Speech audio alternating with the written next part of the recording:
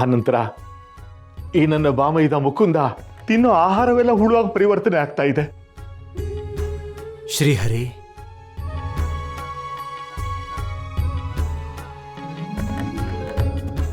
ಏನನ್ನು ತಿನ್ನಲಾಗದೆ ಉಪವಾಸದಿಂದ ನರಳ್ತಾ ಇದ್ದಾನೆ.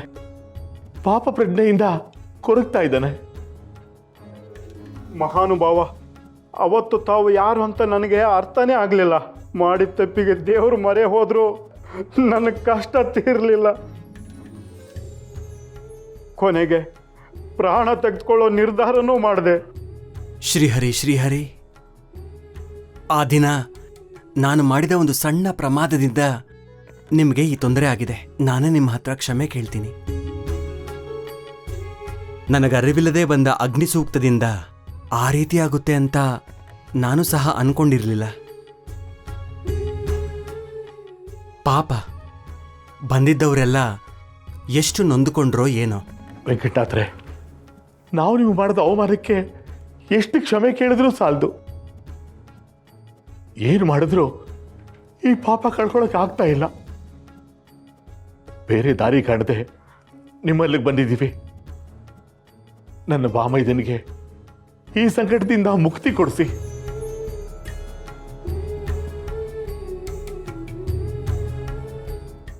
ಅಣ್ಣ, ನನ್ನ ಕಾರಣದಿಂದ ಇವ್ರಿಗೆ ಸಂಕಟ ಬಂದಿದೆ.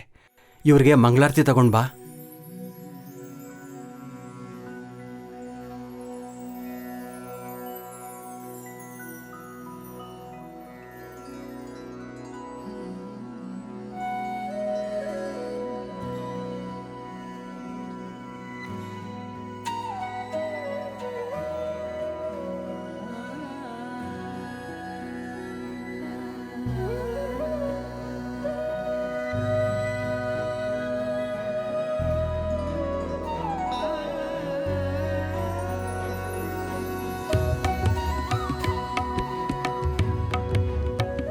ಸರಸ್ವತಿ, ಇವ್ರಿಗೆ 2 ಲೋಟ ತಂದು ಕೊಡು.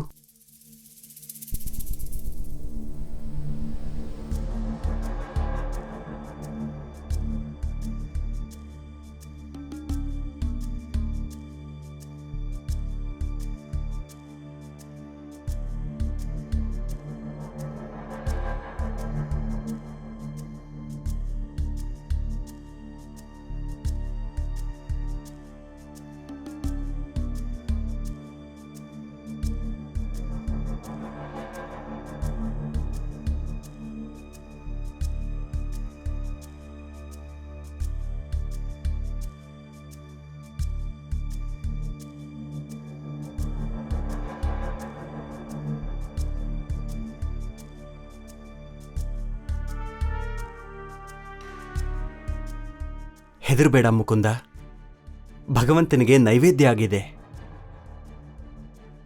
ನಿನಗೇನೂ ತೊಂದರೆ ಆಗೋದಿಲ್ಲ. ತಾಯಿ ಅನ್ನಪೂರ್ಣೇಶ್ವರಿನ ನೆನೆಸ್ಕೊಂಡು ಸ್ವೀಕಾರ ಮಾಡು.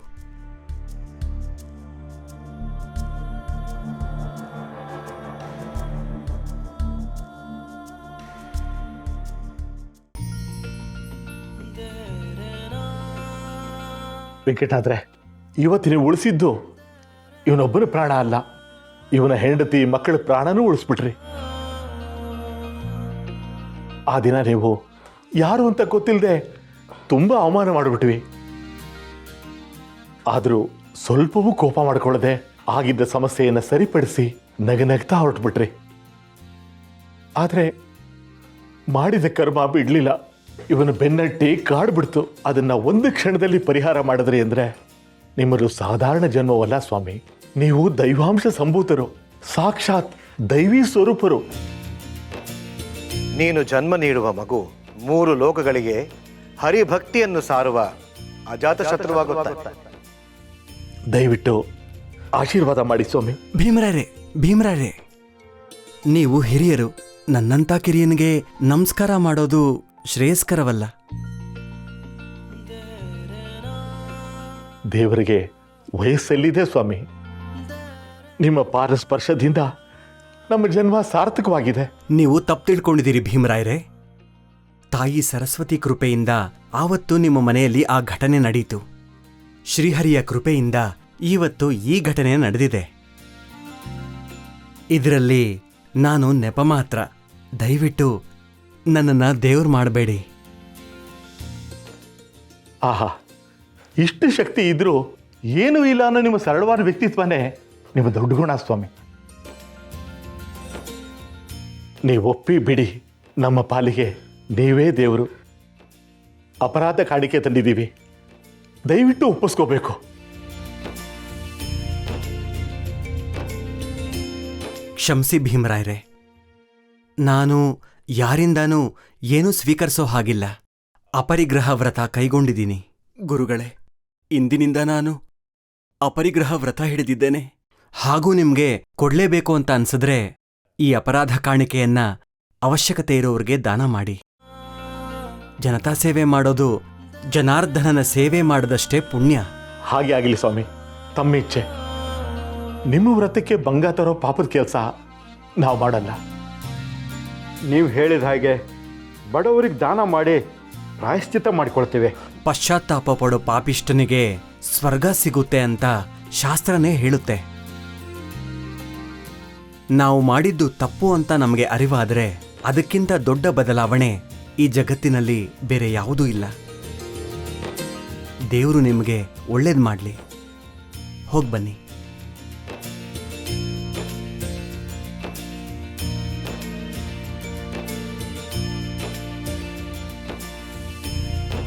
ವೆಂಕಟನಾಥ, ಕಾಣಿಕೆ ಅನ್ನೋದು ದಾನವೂ ಅಲ್ಲ, ಭಿಕ್ಷೆನೂ ಅಲ್ಲ, ಅದು ಭಕ್ತಿ.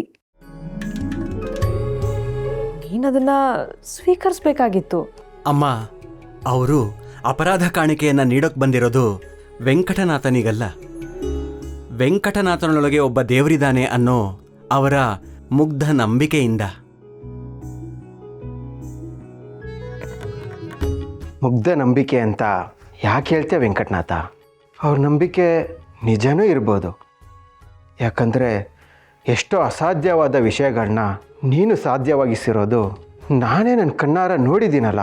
ಇದೆಲ್ಲ ಸಾಧ್ಯವಾಗಿದ್ದು ನನ್ನಿಂದ ಅಲ್ಲ ಅಣ್ಣ, ಅವನ ಮನಸ್ಸಿನಿಂದ. ಇಷ್ಟು ದಿನ ಅವನು ಪಾಪಪ್ರಜ್ಞೆಯಿಂದ ನರಳ್ತಾ ಇದ್ದ. ಅದಕ್ಕೆ ಅವನ ಕಣ್ಣಿಗೆ ಆಹಾರದಲ್ಲಿ ಹುಳುಗಳು ಇದ್ದ ಹಾಗೆ ಕಾಣ್ತಾ ಇತ್ತು.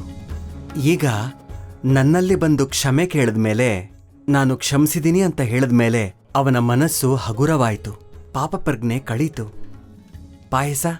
ಪಾಯಸವಾಗೇ ಕಾಣಿಸ್ತು.